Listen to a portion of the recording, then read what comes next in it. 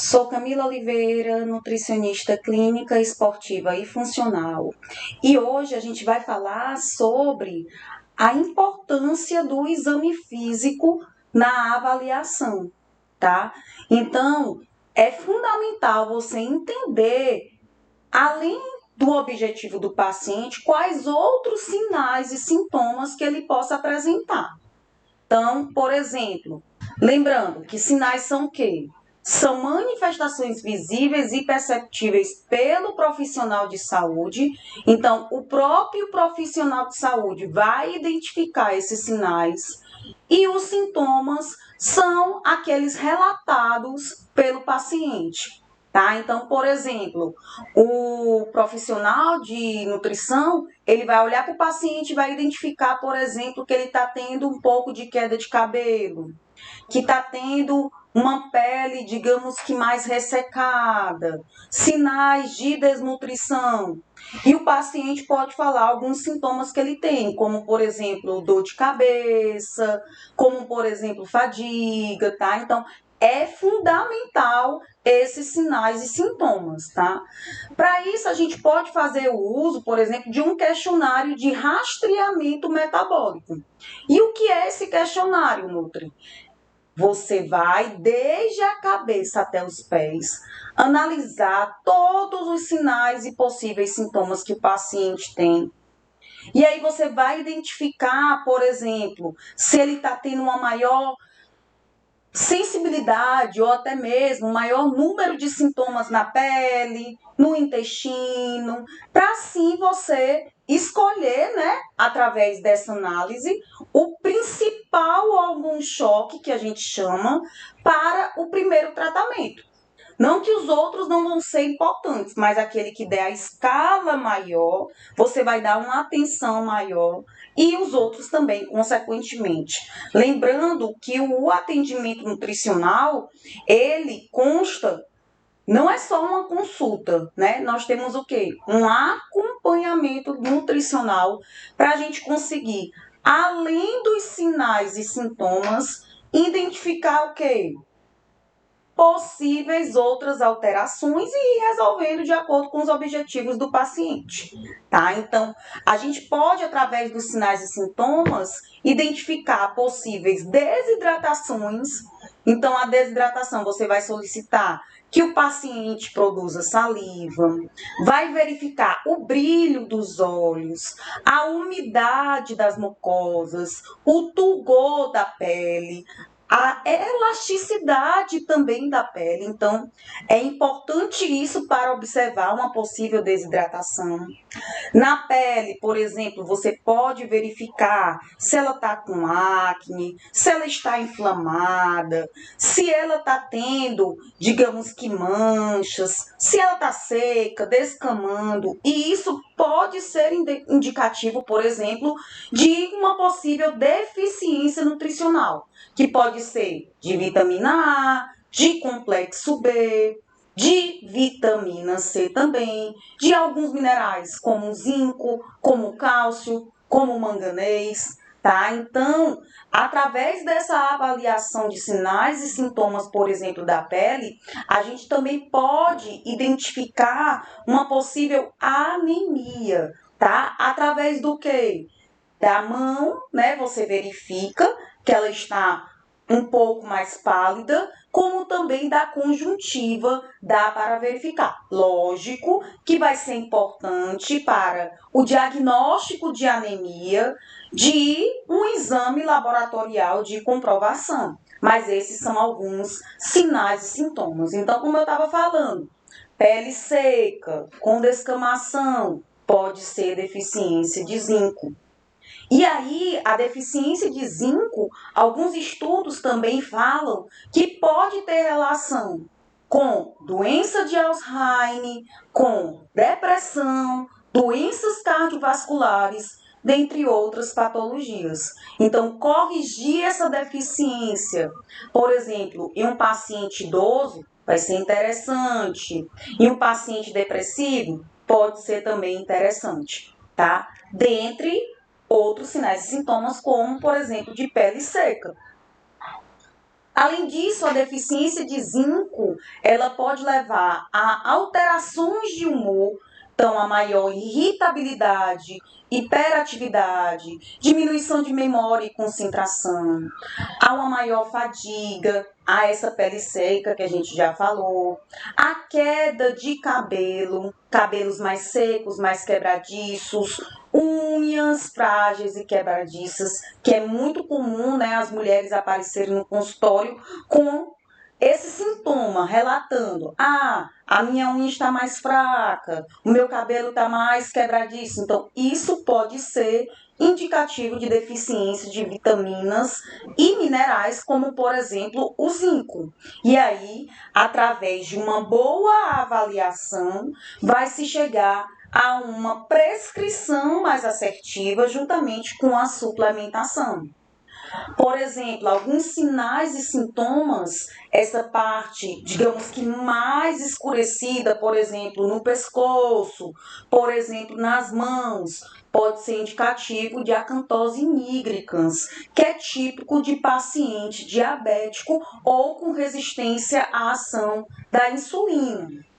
A gente pode identificar alguns sinais e sintomas de icterícia, que é essa coloração amarelada, por exemplo, no olho, por exemplo, na pele, tá? Então, pode ser indicativo de alguma doença hepática, tá? Mas também pode ser indicativo, algumas pessoas tendem a consumir muitos alimentos que eles são amarelados, tá? Então acaba que isso pode levar a uma cor mais amarelada. Mas é importante, através dos exames laboratoriais, observar se tem alguma patologia ou alguma deficiência. Olhos, né? Como é que está a córnea? Como é que está a visão? Se os olhos estão secos, tá? Se eles estão mais vermelhos, isso pode ser indicativo de quê? De deficiência de complexo B, de vitamina A, de vitamina C. Chantelasma, que é essa gordurinha, não sei se vocês já viram, nessa região aqui do olho, né? Formando gorduras. E isso pode ser indicativo de quê? De colesterol alterado, né? Então, de alto colesterol. Então, vocês estão vendo como eu posso, através do exame físico, detectar até mesmo, né, alterações a nível de exames laboratoriais.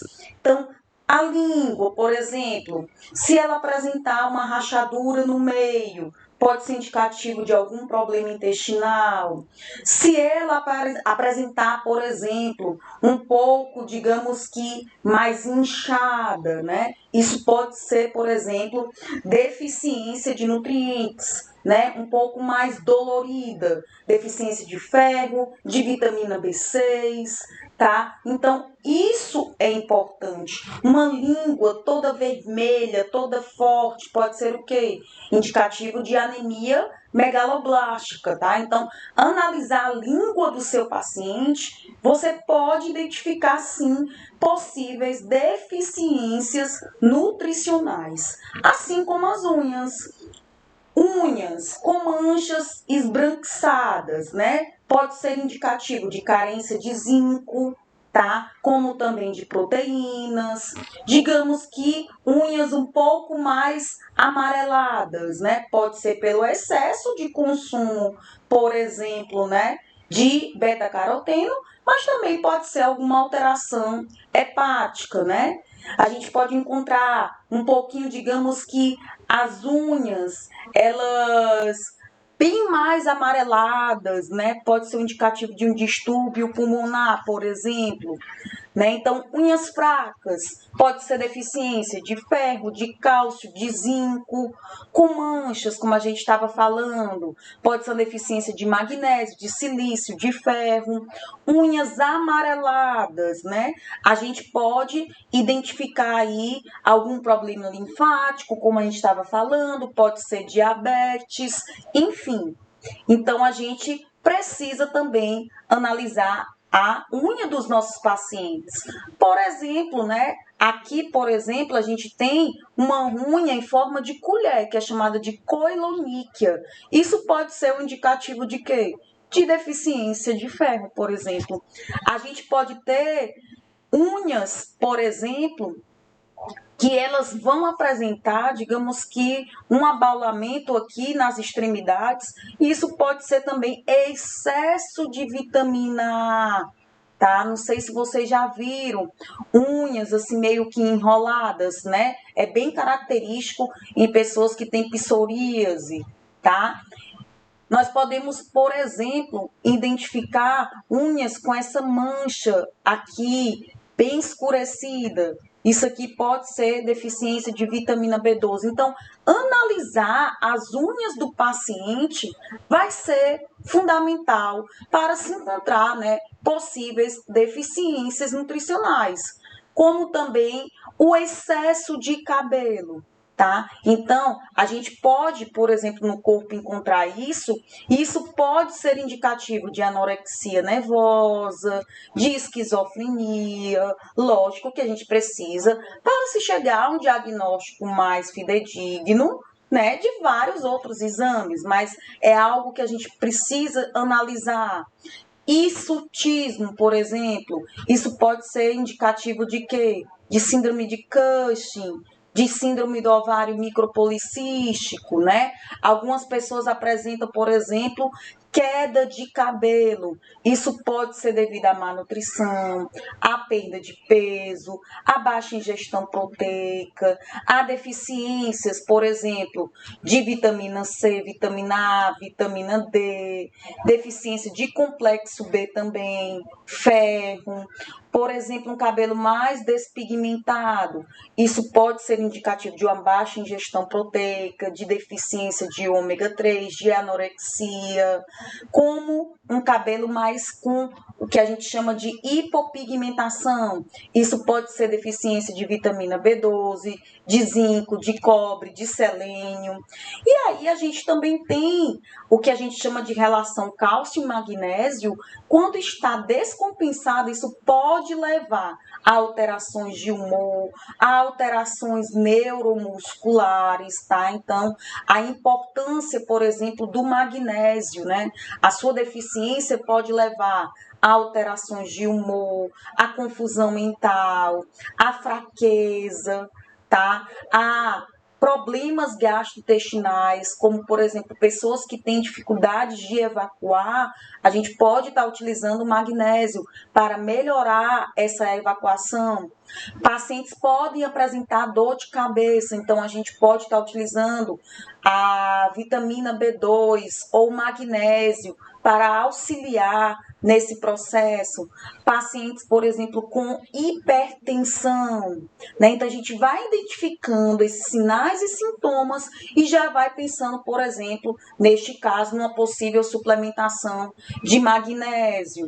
Pacientes com depressão, a gente já pensa em suplementação de complexo B, de magnésio, de zinco. Lógico que vai precisar esse paciente com depressão de um acompanhamento de um psicólogo, de um psiquiatra, para sintomas mais fortes, né? Mas a nutrição, ela pode estar, sim, auxiliando nesse processo. Por exemplo, osteoporose. A gente vai ter que ter cuidado, né, com possíveis deficiências nutricionais, tá? Que pode ter muita relação com vitamina D em sua insuficiência, magnésio, cálcio, tá? Então, como é importante entender também essa questão dos ossos, como é que estão os ossos dos nossos pacientes, tá? Outro tema bastante importante é a função do trato gastrointestinal. Se ele apresenta uma hipocloridria, que é uma redução do ácido clorídrico, geralmente ele vai ter o quê? Ele vai ter dor ou desconforto após as refeições, uma digestão de proteínas mais lenta. Já se ele tiver uma hipercloridria, que é um excesso de ácido clorídrico, ele vai poder apresentar, por exemplo, uma azia ou dor em jejum, tá? Então, são sintomas diferentes, né?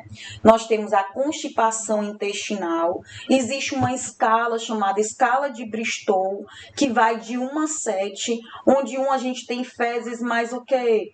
Digamos que mais separadas, né? Digamos que é aquele paciente mais constipado, que vai apresentar fezes segmentadas, né? Porque o ideal é o quê?